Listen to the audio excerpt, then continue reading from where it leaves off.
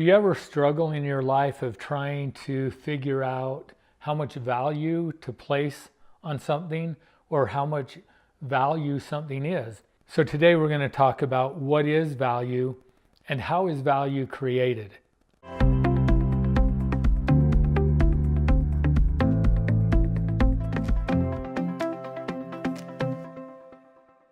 So what is value and where does value come from? In life, there are a lot of things that we place value on. Money, things, relationships, people, experiences. The question though is how much value and who determines what the value is and where does the value come from? So for you in your life, who determines the things that are of value to you, and how do you know how much value to place on things? I'm going to give a couple of examples. Last year, I decided that I wanted a Levi jacket. I hadn't had a Levi jacket for years. I had had one back when I was in college and when I was in high school, and it had been a long time. And I just remembered liking that jacket. And so my daughter had asked me what I wanted for my birthday, and I said, a Levi jacket. And it turns out it was difficult to find one, but she did find one.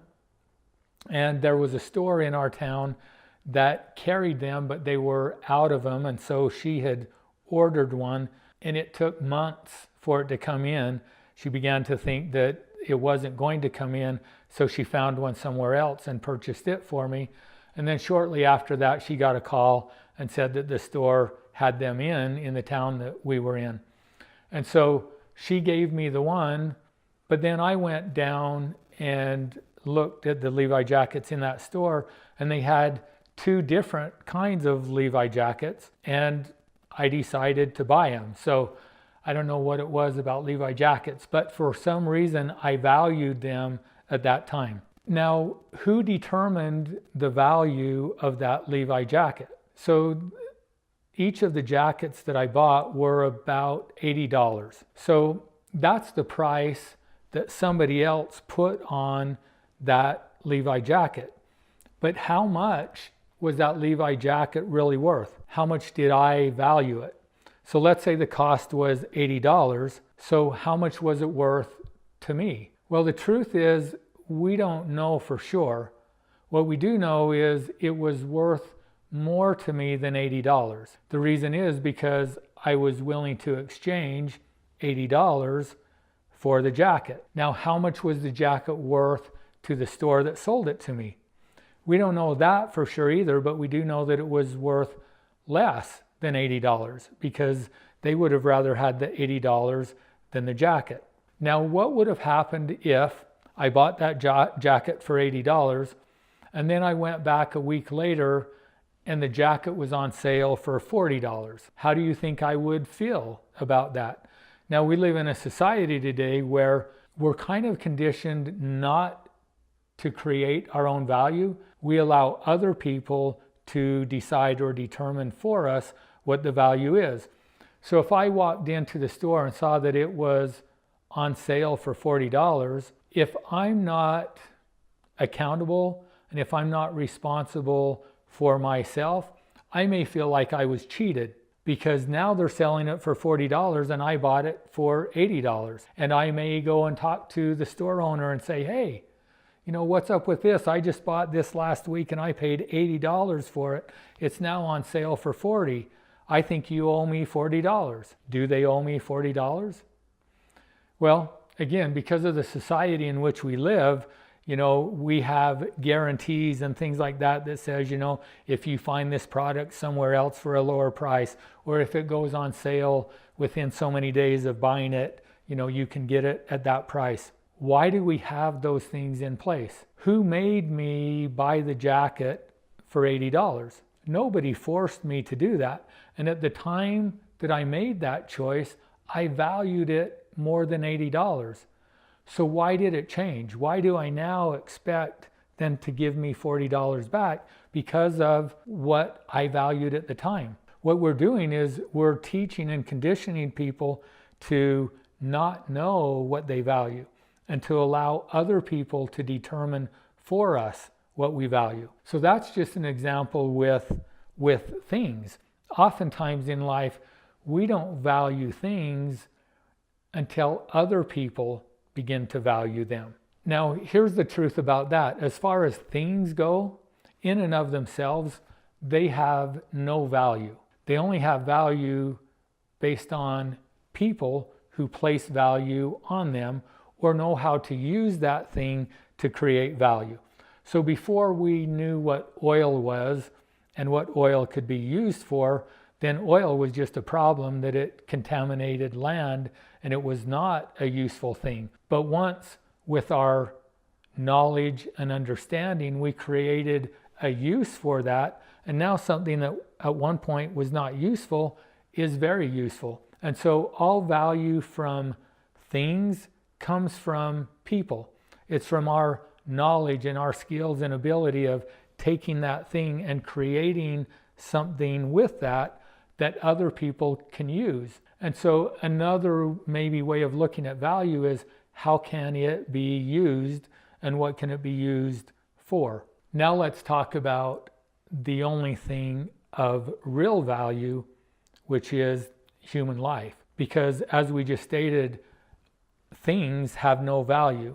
It's only the value that's created or utilized by human beings. And so the only thing of real value is you as an individual. So then the question is, what are you doing with your life and with your value?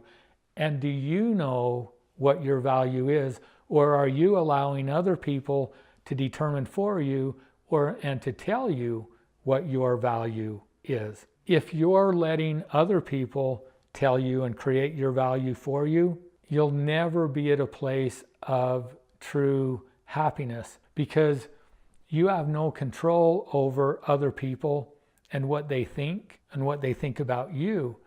So if you don't value yourself, then what will end up happening is, and if you value what other people think, then you're going to be spending your time and energy trying to be the person, the somebody that somebody else wants you to be. And in doing that, you may give up your real self and your real value. So you strive for the acceptance of others because if they accept you, then that must mean that you're okay. And so then you spend your whole life trying to live up to expectations of others. And the truth is, you can never meet that. Now, you may be able to meet it for a period of time, but again, you can't control anybody else. And so whether they accept you or not, again, has nothing to do with you. It has to do with them. And so the way to achieve real value is to begin to get to know ourselves. And in order to do that, we first have to recognize who we are and to understand that we're not perfect and that we're here to learn and to grow and to become. And that it's through this process of becoming that we increase our knowledge, we increase our skills and our abilities. And then the goal is to take that knowledge, the skills and the ability that you have and figure out how can you use that to create value out in the world for others. And as you do that, then you're going to begin to trust yourself more. You're going to begin to see the uniqueness in yourself and to realize that there is nobody else in the world exactly like you, which means you're priceless. You're one of a kind, and there is nothing that can equal you. But we get in this place in the world where, we compare ourselves with everybody else and we feel like we have to be like other people instead of just being true to who you are, finding your unique strengths, talents, and abilities, taking the areas in your life that you struggle with and recognizing that those are blessings that have been given to you to help you learn and grow and improve. As we do that, and as we begin to accept ourselves, then we will be willing to take a stand for the things that we believe in. And as you begin to take a stand, because what happens when you don't feel good about who you are is you don't want to take a stand because you're afraid that other people won't like it or they will reject you.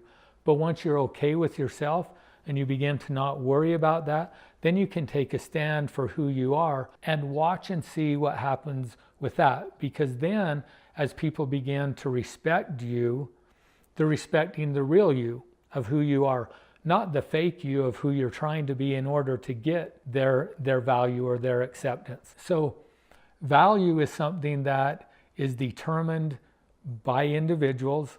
Each one of us gets to determine for ourselves.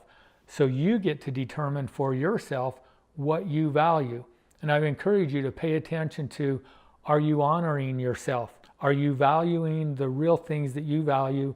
Or are you allowing other people to not only determine your value, but the value that you place on other things as well? If so, become aware of that, recognize what that's doing to you, and that's keeping you from becoming who you can be and actually creating the real value for yourself, and recognizing that and getting to a place where you love yourself and are happy with who you are and what you have to offer. Thanks for watching today.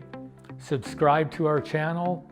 If you want to know more about principle-based living, who we are and what we do, visit our website. You'll see that listed below. And if you're watching this on LinkedIn, go ahead and follow me here.